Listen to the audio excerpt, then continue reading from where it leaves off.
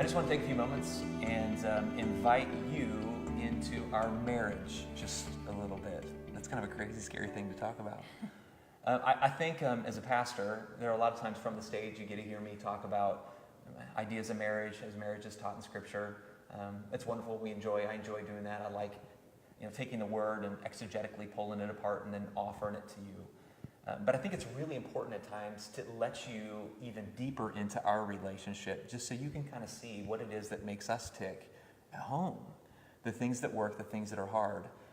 We have committed to a couple of things early on in our marriage. We've committed to learning from people that have been there and done it well, and so we have gone out of our way to talk with couples that are older, raised kids, successfully done it, and are still in love. And then the second thing I think that's really big for us too is we've kind of committed to this idea that love is not only an emotional response to a situation. We see love as something that can be built. I mean, it is a response to a situation, but love is more than that. It's like going to the gym and lifting weights. You can go to the gym and work out and get stronger and better, and we view our marriage like that. Mm-hmm. It's something that we can continually work out and continually work on and get healthier and grow. And so I want to ask that question this morning of you specifically, as you evaluate our marriage, over the years, 4 kids later, almost 16 years of marriage, and we started dating all the way back in 8th grade-ish. It's not really dating back then, 7th, 8th grade. But what are some ways that we work on love? Like just some philosophical overarching ideas, ways that we work on love. And then we'll talk tactics in a minute, but go. Okay. How do we work on love? Well, I think one of the main things that I think of is something that I've heard your parents say a lot, and they are a great example of a couple who has loved each other well for almost 40 years now, and they're still in love and just have a great relationship with each other. And that is, they say, my love for you is bigger than this issue. So whatever the issue may be, my love for you is bigger. It's more important. It trumps this issue. No matter how tense or frustrating it could be. Yeah, I like that. I mean, the whole idea that, it's not, for most of us, we view contentment, do I like it, as the primary driver. So am I happy? Do I enjoy my situation? And for them, contentment is a part of it, but even more than that, for my parents, it's the covenant. So it's like covenant over contentment. They are locked onto their promise, and their promise really matters to them. And so we've kind of adopted that too. There are times in our marriage we're not super content. There are times that it is hard, but we go out of our way to try to lock on to the covenant, the promise that we made over even our happiness in a specific situation. So that's good. What else? What are some other things? Well, I think of forgiveness and forbearance. Forgiveness is necessary because we're human and we make mistakes. Right. And we need to forgive each other and have grace, extend grace to each other. And forbearance, I like that word. It's basically a fancy word for patience. But it's to be patiently self-controlled. Right. So I forbear with you on the things that you do that irritate me, or the times where we clash. Yeah. I forbear with you, patiently self-controlled. Right. I don't just react or emote.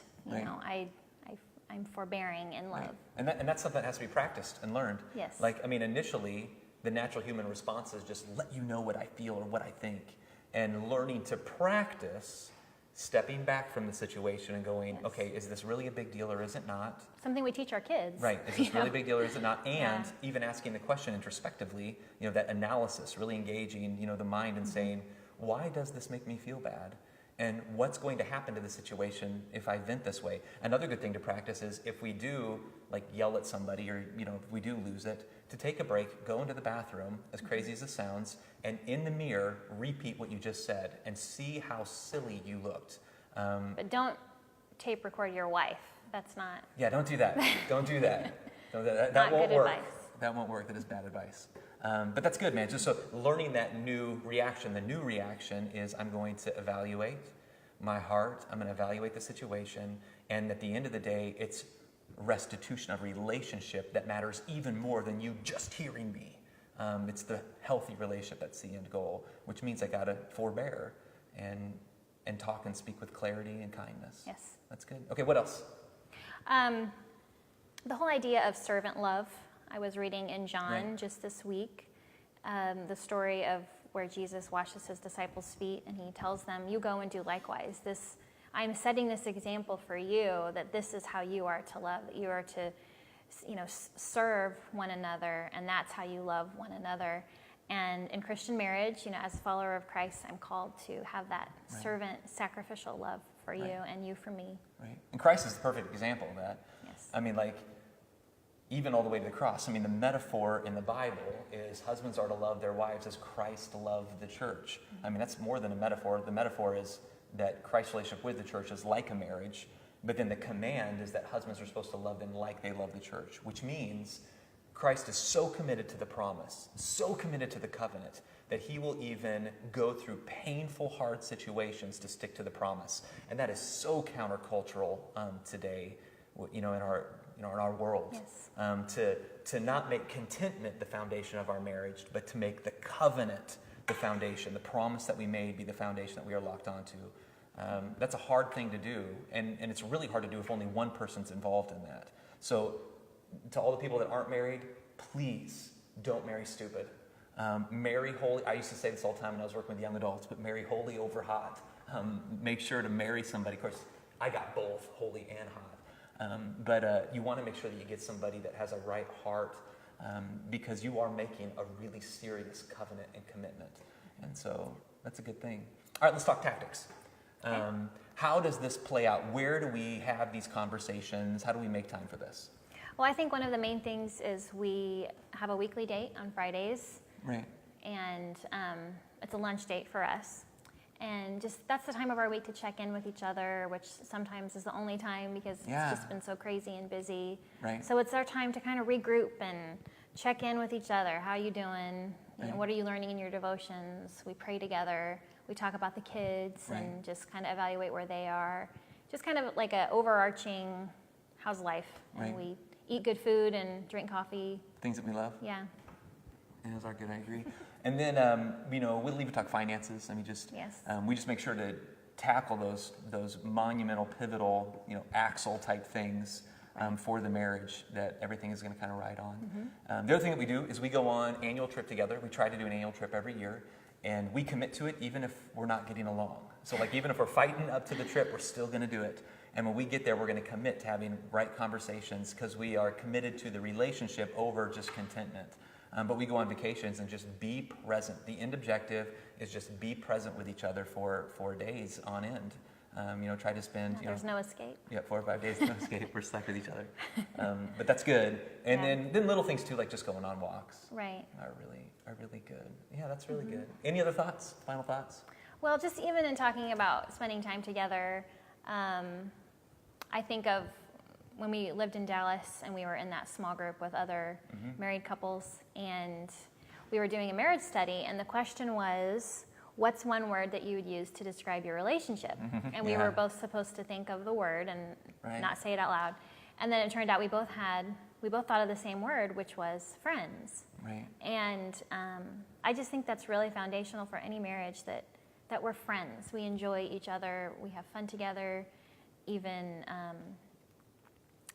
the things that annoy us about each other, we can have a sense of humor about it. Not all the time. Right. But the idea of friendship in marriage, we often think of romance and things like that, but the friendship part of marriage is really important. I agree with that. And I think too then, just kind of summing this up, friendship for us, yes, we were friends, and we've been together a long time, because even though it's only about 16 years of marriage, not quite, it's all the time before that, and we've been together on and off for a long time. And then 4 kids later, there's just been a lot of life that we've had.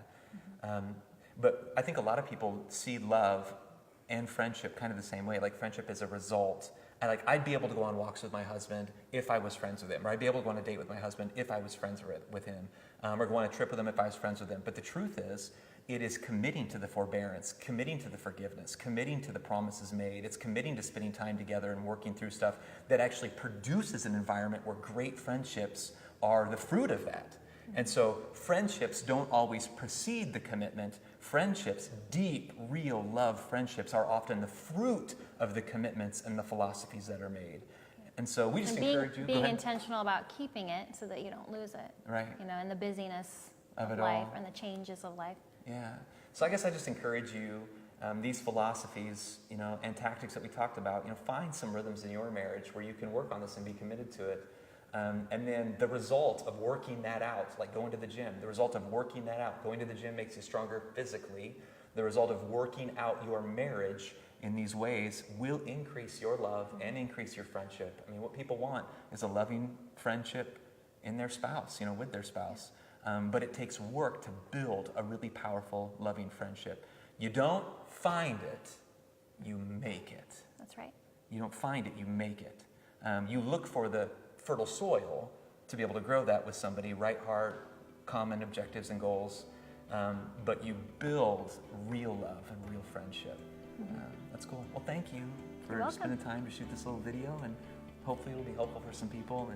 And it's good to let them look into our life a little bit.